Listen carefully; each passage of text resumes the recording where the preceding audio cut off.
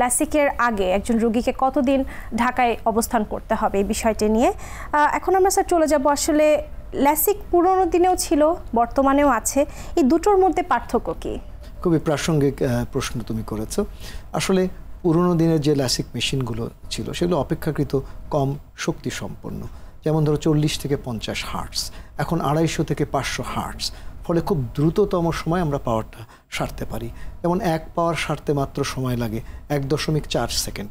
ধরো কারো যদি 10 পাওয়ার সারতে হয় তাহলে সময় লাগে মাত্র 14 সেকেন্ড। আমি ছবি দিয়ে বুঝিয়ে দিই, পুরনো দিনের যে লেজার মেশিনগুলো ছিল সেগুলো ব্রড বিম লেজার, অর্থাৎ মোটা লেজার রশ্মি সরাসরি চোখের কর্নিয়ার উপরে আপতিত হতো। আর এখন আধুনিক সময়ে আমরা ফ্লাইং স্পট লেজার ব্যবহার করছি, সেখানে খুব চিকন লেজার রশ্মি 0.95 মাইক্রন লেজার রশ্মি ফ্লাই করে করে উড়ে উড়ে চোখের কর্নিয়ার উপরে আপতিত হয়। আরেকটি বিষয় হচ্ছে আই ট্র্যাকিং সিস্টেম। আমরা যখন রোগীর চোখে ল্যাসিক করি, রোগীকে বলি একটা সবুজ বাতির দিকে তাকিয়ে থাকতে।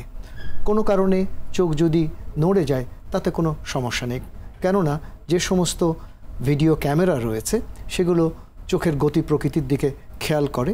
চোখ সামান্য নড়ে গেলেও সরাসরি লম্বালম্বিভাবেই লেজার রশ্মিগুলো কর্নিয়ার উপরে আপতিত হয়, ফলে দৃষ্টির গুণগত মান স্বাভাবিক থাকে। এছাড়া ল্যাসিকের কিছু আপগ্রেড হয়েছে, যেমন topography guided LASIK, wave front guided LASIK, wave front optimised LASIK. তো এগুলোই হচ্ছে অত্যাধুনিক ল্যাসিকের যে বিষয়গুলো। ধন্যবাদ স্যার। আপনি বলছিলেন চোখের শুষ্কতার কথা। চোখের শুষ্কতায় যেসব রোগীরা ভুগছেন তাদের চোখে কি আসলে ল্যাসিক করা সম্ভব?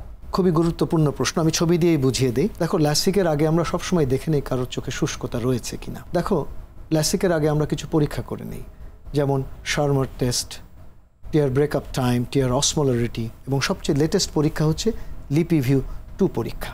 এর পরের ছবিতে আমরা দেখব এই সমস্ত পরীক্ষা নিরীক্ষা করে আমরা দেখি যে শুষ্কতা কি মৃদু রয়েছে নাকি মাঝারি না অতিমাত্রার শুষ্কতা রয়েছে।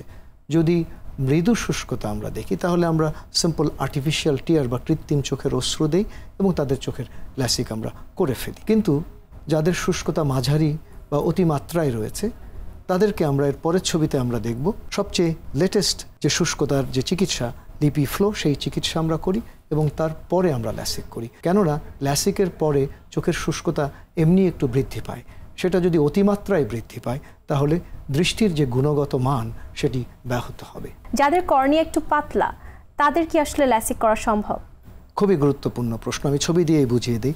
যাদের কর্নিয়া পাতলা রয়েছে, যাদের চোখে ল্যাসিক করা সম্ভব হচ্ছে না, তাদেরকে আমরা ফোটো রিফ্র্যাক্টিভ কেরাটেক্টমি বা পিআরকে আমরা করতে পারি। এর পরের ছবিতে আমরা দেখব আমরা তাদের চোখে এপি ল্যাসিক বা ল্যাসেক করতে পারি।